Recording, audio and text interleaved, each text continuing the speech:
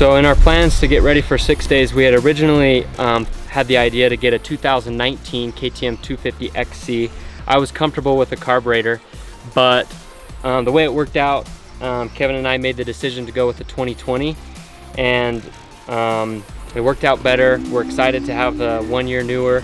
Between 19 and the 2020 model, the same model now comes with TPI, and so that's the biggest change between those 2 years. So we're gonna get the opportunity to learn that a little bit better. So we're at Whiting Campground. We just did a trail ride today up Hobble Creek. It was my first time riding the new 6 days bike that we're building with the Moto experts and Kevin Egbert and Cameron. And it was actually my first time also riding a TPI bike, and so I got the experience to kind of get a feel for what the TPI is going to be like, and it was awesome. It was a lot more like a carburetor than I felt. So when you said it felt a lot more like a carbureted bike than you thought it would, you explained to me up on the trail kind of what you meant by that. Other fuel injected bikes, they tend to be very responsive right off throttle. Like on the 450s, the first crack of the throttle, they can be a little bit snappy, whereas this, even though it's fuel injected, it rolls on a little bit more smoothly. Exactly. That was my first experience riding the TPI, and so I didn't really know what to expect. I kind of had an idea a little bit more like a fuel injected 4-stroke, but as Kevin was kind of explaining, my feedback after I rode it was that it was a little bit more, it was similar to a carburetor in that the way that the power was delivered was, it was smooth. It didn't have that sort of lurchy feel that you sometimes get with the 4-strokes, which was really impressive for the TPI. So today was also the first time riding the revalved suspension by Kevin and the Moto experts. We took the stock setup and put in Racetech Gold valves and did some kind of a baseline ISDE setup that we're going to work off of for the next month as we prepare to get the bike in the crate. We're going to do some, we started a little bit stiff and we're going to see if we can back off. It was really good today to get a chance to ride the suspension, feel out the bike, make sure everything's working. It was the first time I have ridden it. Kevin has spent about 2 hours on the bike, so we're really just breaking in the motor, getting the bike ready. And in the next week or two, we're going to accumulate all the different parts and hard parts that we're going to put on the bike and do the bike build to its complete setup. So the riding we were doing today, it was a good way to test out the suspension, like in the creek beds and over the roots and the rocks and the square edge, kind of just the gnarly enduro type terrain. And I think Josh is taking the bike tonight to which track? The OCA, the Ogden Motorcycle Association. Okay, so at OCA he'll be able to test it on some more of the high-speed sections, bigger jumps, harder landings, cornering, you know, and so between the ride this morning and riding it at the track tonight, I mean, we're going to get some really good feedback on dialing in these settings for him. So we have a lot of companies that have been helping us, pitching in for parts.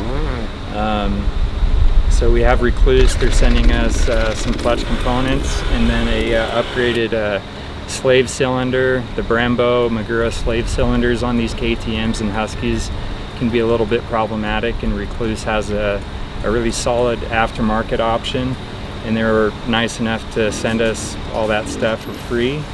GPR has given us a good deal on a stabilizer setup, and Guts Racing is hooking us up on some seat cover, custom seat cover. But as the build goes on, we'll kind of highlight some of these companies and what they're doing to help Josh out on this bike build.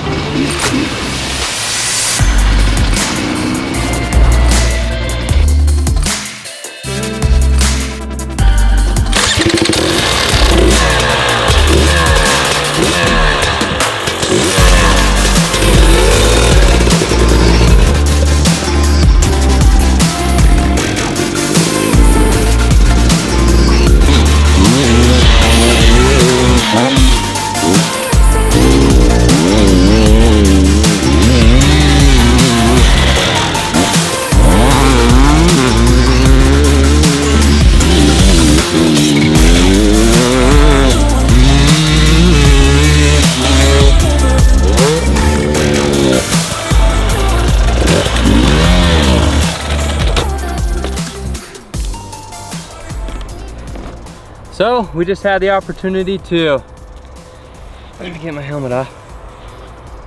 So we just had the chance to go try the 6 days bike out on the motocross track. Today is Wednesday, the 24th. This morning we went on a trail ride up Hobble Creek and got to test the bike kind of on the technical slow side of the spectrum. And just this evening we're out here at OCA motocross track, just 10 minutes from our house. And we had the chance to go test the suspension and kind of fill out the bike on some bigger hits, some bigger jumps, and bigger bumps. And it was awesome. I was really impressed all day with the TPI. This is my first opportunity to ride a motorcycle or a KTM two-stroke with TPI, and I was totally impressed with how similar it is to a carburetor, and the delivery of the power is extremely smooth. One of my favorite things about the carburetor on a two-stroke is how low you can rev the bike in the technical stuff, and it doesn't seem like any disadvantage to be on a TPI to do the exact same thing. The suspension was done by Kevin Egbert at Moto Experts. We've got Racetech valving in there, Racetech Gold valve, and we started with a fairly stiff setup. We're running 130 PSI in the fork. This is the air fork, and we are going to start from that as a baseline and then work from there, but the bike is working really well. Today was just a chance to kind of fill out the bike, kind of see what direction we want to go. Over the next couple weeks we're going to be doing the complete bike build and putting on all the different things. We got to add a headlight, a tail light, and lots of different things to get it ready for 6 days. But I'm extremely grateful for the opportunity to be racing the 6 days, to be able to go to another event that big, and to work with Moto Experts in this bike build. So I'm excited to share the whole build and the whole process with you guys.